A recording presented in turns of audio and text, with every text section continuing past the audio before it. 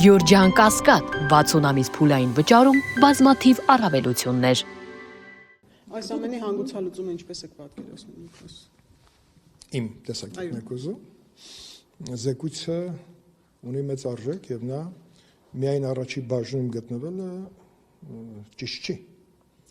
Ինքը պետք է առաջի բաժնից դուրս նաեւ տա բազմաթիվ հարցերի պատասխան, որը նաեւ հուզում է մեր հանրությանը եւ ձեզ ասեմ, որ զեկույցի մեջ կան կտորներ, որոնք հնարավոր է բաց տեքստով ներկայացնել հանրությանը, որտեղ մենք ունենք եզրակացությունը ինքը շատ ծավալուն է, որտեղ այդ աշխատանքը վերջին հաշվով եզրահանգման է եկել։ Այնտեղ 45 կետ է, եթե չեմ սխալվում, այդ կետերը բոլորը հիմնավորված են փաստերով։ Եվ ուզում եմ նաեւ համատությունների մեջ անել։ Տեսեք, ես անդադ ասում եմ, որտեղ մասնակից եմ եղել եւ շատ ակտիվ փաստավակ խմբի աշխատանքներին մարտի 1-ին առնչվող եւ այդ զեկույցները 5 զեկույցները, որի տակ բոլորի տակ կա իմ ստորագրությունը, դրանք այնուամենայնիվ միեդի որոշումների մեջ շատ հիմնարար արժեք ունեցան եւ միեդը այդ որոշումները կայացրեց, որովհետեւ դրանք փաստերի վրա հիմնված են։ Փաստերի վրա հիմնված ցանկացած զեկույց չի կարա իր ճանապարհը չհարթի։ Ճանապարհը ինքը կհարթի, օրինակ ինչի՞ չեք գնահատում հանձնաժողովի կատարած աշխատանքը։ Մի ժամ հələ որ հարցեր եք տալի։ Պարոն Քոչարյան, եթե զեկույցից դուրս գանք, հենց այս պահին ձերբակալվել է Գյումրի քաղաքապետը եւ գրած էր 7 ան, ինքն էլ հետո մի խոսքով 8 անց, ինչպես է գնահատում վերջին օրերին arczepiskopos ձերբակալեցին, կալանավորեցին, պետք է օրենքը չխախտել։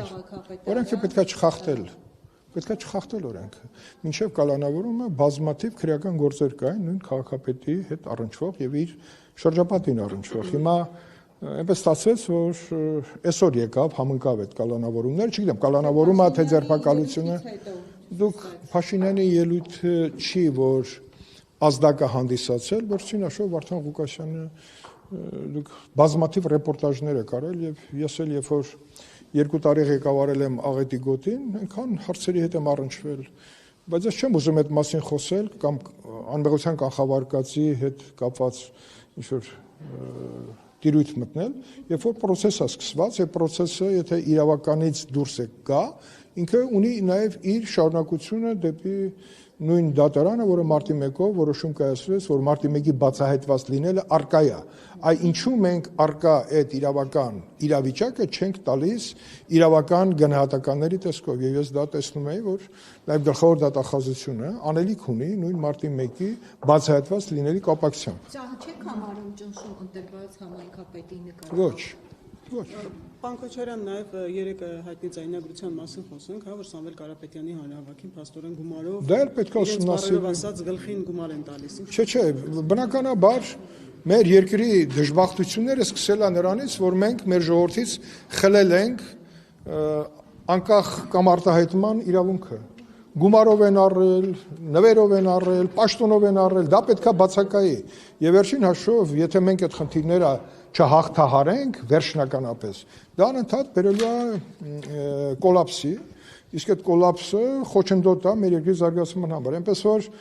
գումար բաժանելը մեզ թվում է, որ մնացել էր հետևում, բայց պարզվում է, եթե ձայնագրությունները ճիշտ դուրս գան,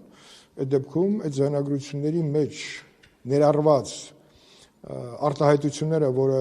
հիմնավորվի, այդտեղ պետք է կալանավորումները ճուշանան, որովհետև նաև այդտեղ ունենք բազմաթիվ նախադեպեր, հենց նման դրվագներով բազմաթիվ մարդիկ ձերբակալվել են, հետո կալանավորվել են, վերջին հաշվով այդ երևույթը պետք է արմատախիլ արվի ամբողջ ծավալով։